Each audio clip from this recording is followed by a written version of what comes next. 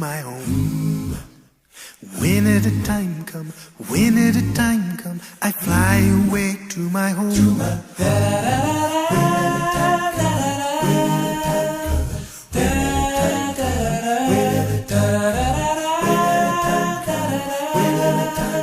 I fly away to my home.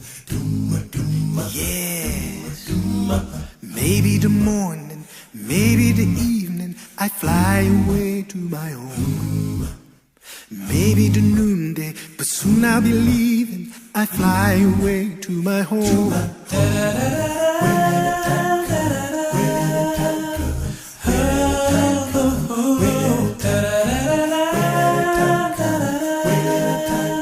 I fly away to my home. Wanna be ready, I gotta be ready to fly away to my home. My house is in order, my faith holding steady. I fly away to my home.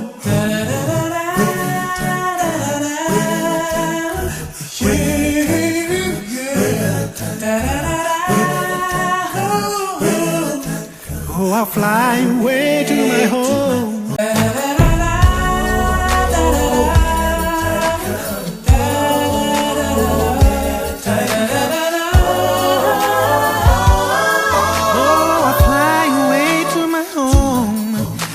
I'll fly away to my home.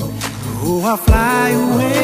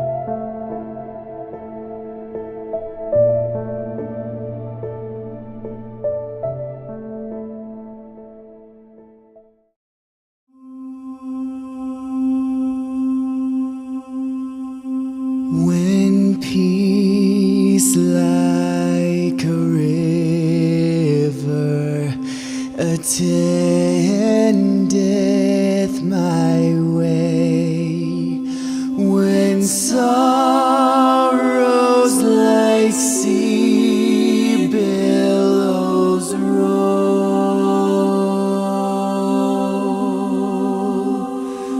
Whatever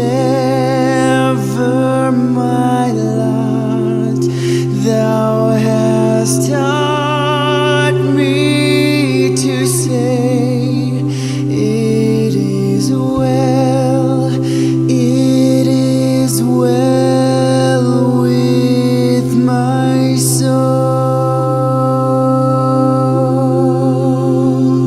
But Lord, 'tis for thee, for thy coming we wait. The sky, not the grave, is our goal.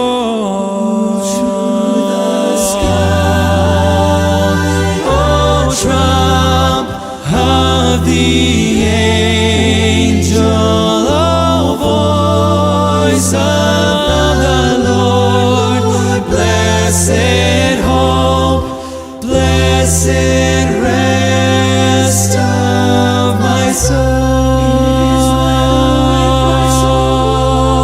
It is well with my soul. It is well with my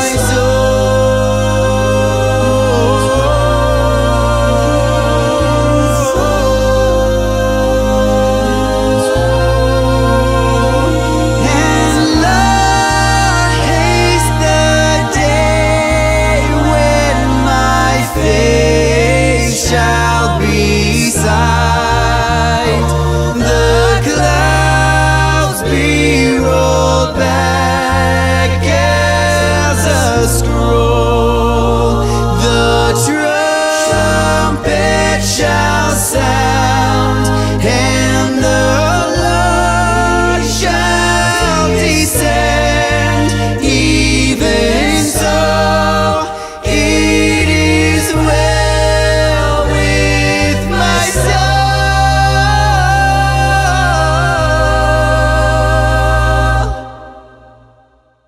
It is well with my soul.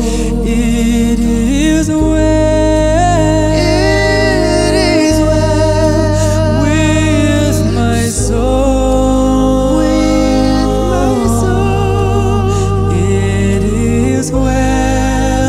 It is well with my soul.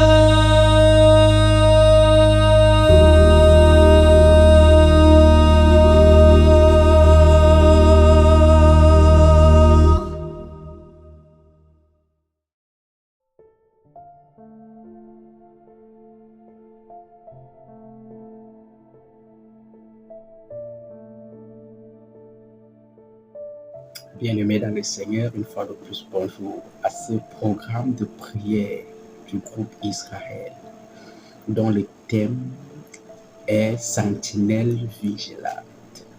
Que la grâce et la paix de notre Seigneur et Sauveur Jésus-Christ soient sur chacun d'entre nous en cette nouvelle année 2026. Pour ce matin, nous avons pour thème discerner les signes des temps. Permets-moi de te raconter cette histoire.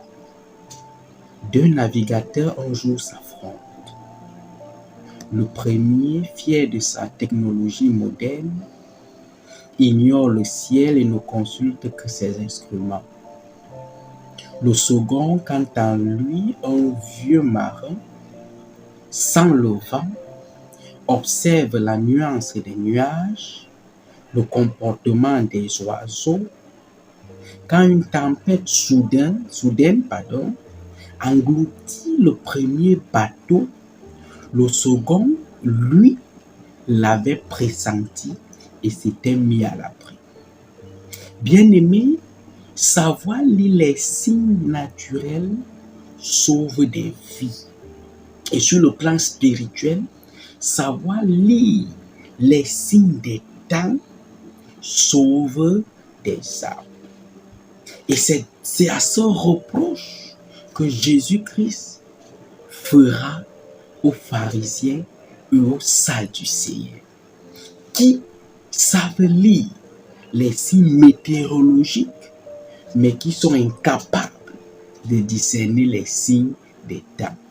Je suis avec vous dans le livre de Matthieu, le chapitre 16, le verset 2 à 3, où Jésus dit aux pharisiens et aux sadducéens, Jésus leur répondit, « Le soir, vous dites, il fera beau, car le ciel est rouge, et le matin, il y aura de l'orage aujourd'hui, car le ciel est d'un rouge sombre. Vous savez discerner l'aspect du ciel, et vous ne pouvez discerner les signes des temps. » Bien-aimé, Jésus est dans l'effectivité de son ministère. Et à ce niveau, Jésus fait face à une opposition farouche des sadducéens et des pharisiens. Et ceux-ci vont donc s'approcher de lui pour pouvoir lui demander, si tu dis que tu es le Messie, prouve-nous donc par un signe que tu tiens ton autorité de Dieu. Et Jésus va donc leur répondre que vous savez distinguer les signes météorologiques, les signes dans la nature, mais vous êtes incapable de discerner les signes des temps messianiques qui s'accomplissent. En fait, bien aimé, le verbe discerner que Jésus utilise implique un examen, un test pour évaluer la valeur et la signification des temps dans lesquels nous nous trouvons.